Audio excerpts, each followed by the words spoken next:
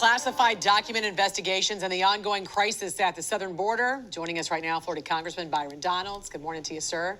Always great to see you. Morning. How you doing? Doing well. I want to begin with this latest classified document discovery now.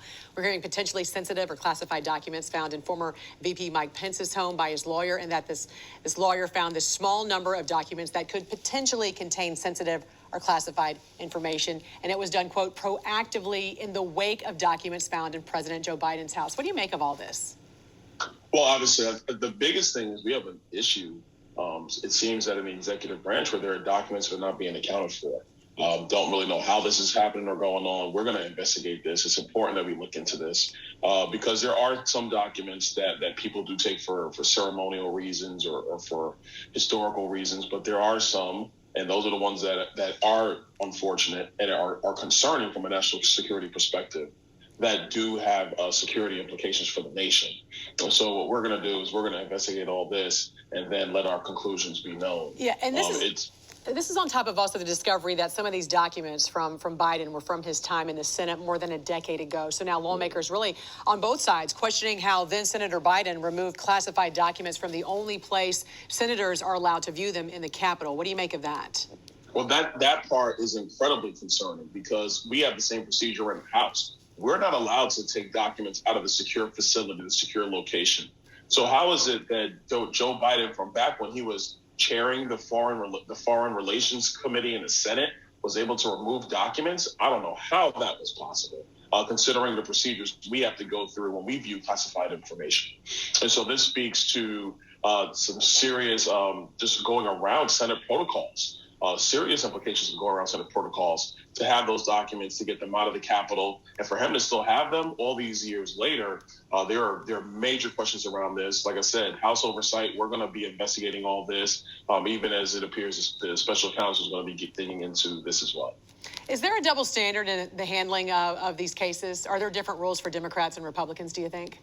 Yes. I mean, it's without question. Look, if Donald Trump was a member of the Senate and they found out that this was going on, you wouldn't hear about it in the news leak. You would have had, the FBI raids where the news media had showed up like just before the raid started to film the whole thing.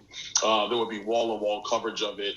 You've seen it before, even with Russia collusion and all the other stuff, or even when they were going after George W. Bush, when Democrats were so fixated on him when he was president of the United States. So yes, there is a double standard, and that's what has Americans so upset. We just want to have even application of the law. Just be consistent.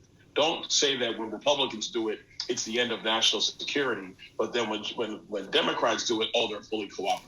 You can't have it both ways. Congressman, I want to ask you about the debt ceiling debate, because a bipartisan group of U.S. lawmakers proposing to replace the current federal debt ceiling with a limit on a share of national economic output. What is this new type of limit, and how effectively would it limit debt growth?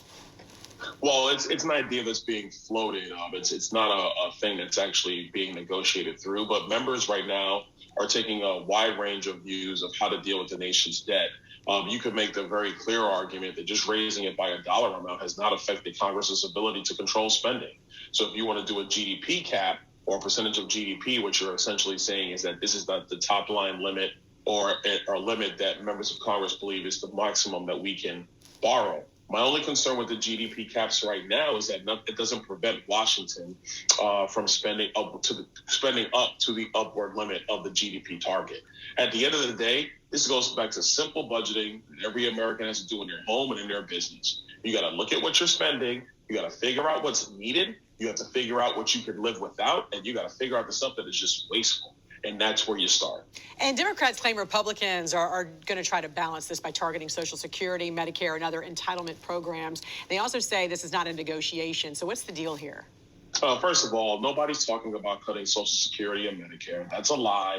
That's just, frankly, to spin up the emotions of the American people, something that the Democrats do for far too often on too many topics. Nobody is talking about cutting Social Security or Medicare. That is not the way we're going to achieve this on a debt ceiling agreement. Now, the White House's position and Democrats' position on not negotiating is just irresponsible. And frankly, it's insane. They have spent the last 4 years increasing non-defense discretionary spending more than 30%.